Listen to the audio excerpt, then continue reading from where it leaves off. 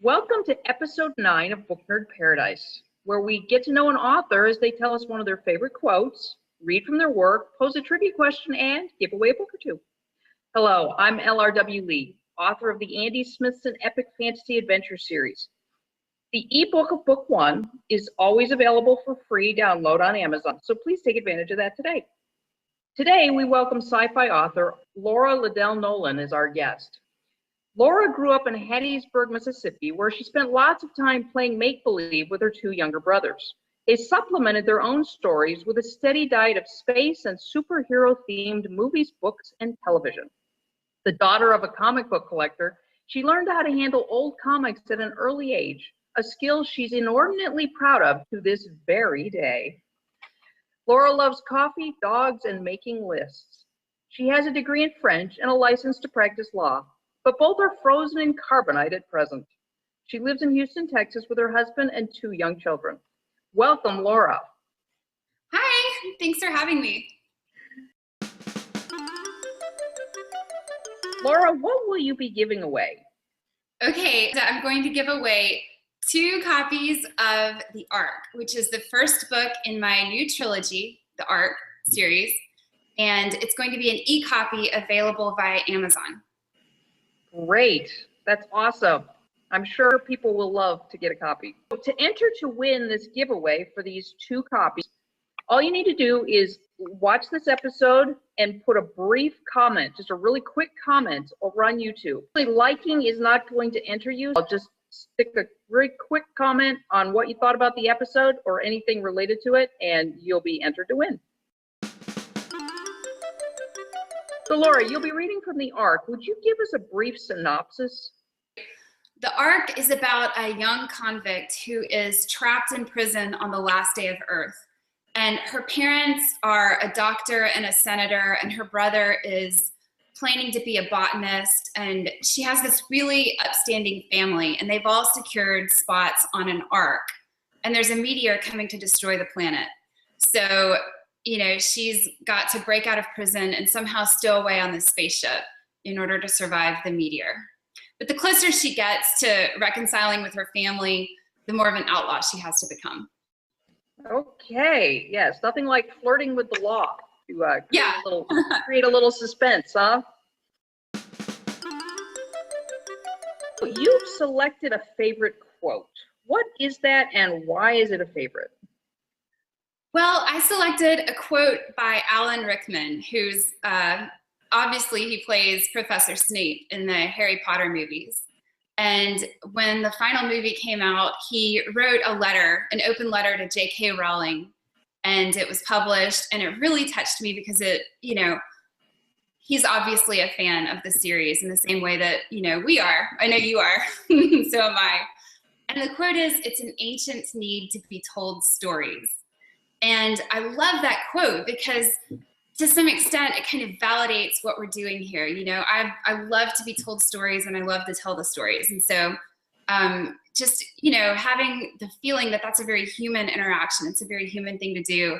It's encouraging and it's exciting. And that's a very inspirational quote to me as an author. So you'll be reading from The Ark. Would you briefly set us up and then share your story? I'll do a flashback. So this takes place before the story begins. It's actually the only flashback in the book.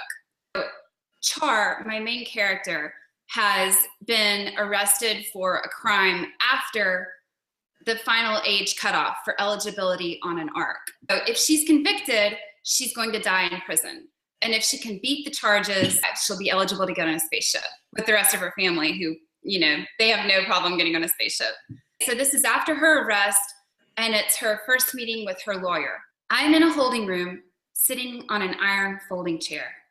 The walls are darker gray than the usual blue steel of juvie, and my lawyer asks me to stop looking at them, to look at her. My parents are on their way, she says, and we have a lot to do before the end of the visit. For example, we need to go over a viable defense strategy. I get the impression that she uses words like viable to impress me, so I'll do what she wants. I look at her. You don't understand. I really didn't do it. She bites her lip, an exaggerated gesture reserved for people like me, half her age and none of her potential. She's the best that money can buy, so I really should be grateful that she's here. Kip and Cassett could never afford an attorney like this.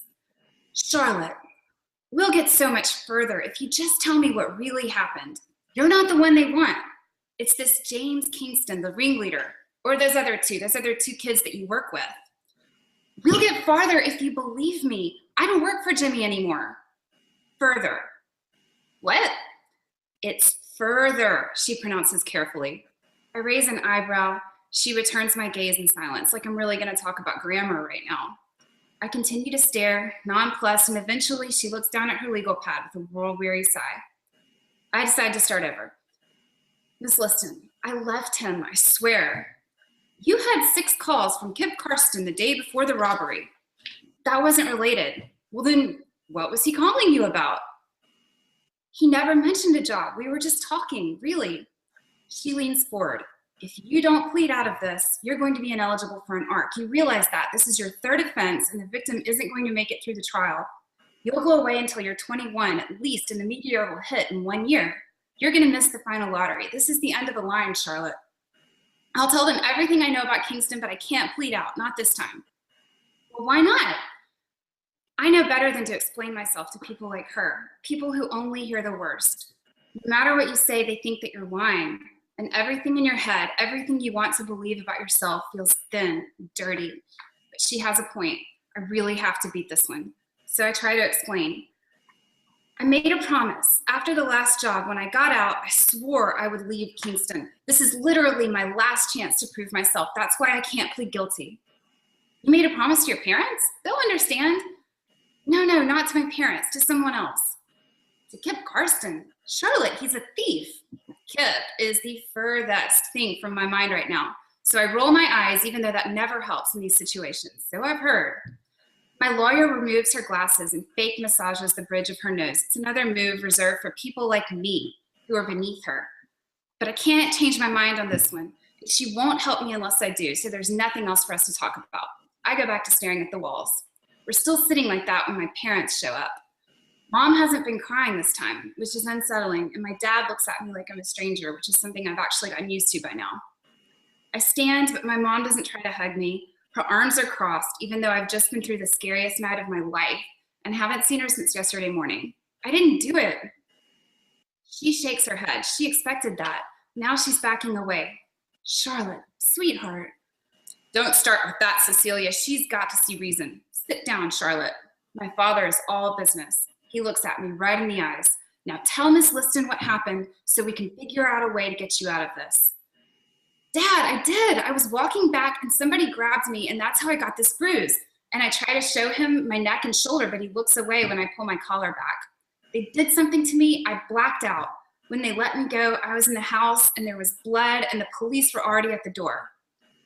There is no evidence of drugs in your system, Charlotte. Miss Liston has adopted the tone of a caring grandmother.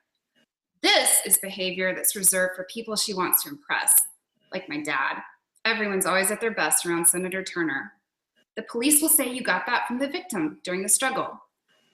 Her voice lilts upward when she says police, as though she really means everyone. I am not lying. I will not cry. I will not cry. But my voice still shakes a little. You said I could start over. You said you would forgive me. So why won't you believe me? That's all right. Very nice. Okay, so makes me wonder what's going to happen, huh? I hope so. I guess they will have to download the book to find out, huh? That's right. Our guest author last week, YA fantasy author Stephen Merlio, posed a trivia question. The question is, what is the name of the direwolf of the youngest Stark offspring? The youngest Stark offspring is Bran, and his direwolf is Shaggy Dog. Laura, you have a trivia question for us. What is it? In the book Harry Potter, in the series, what species of dragon is Norbert? Okay, well, that's a very good question, isn't it? I wonder who knows.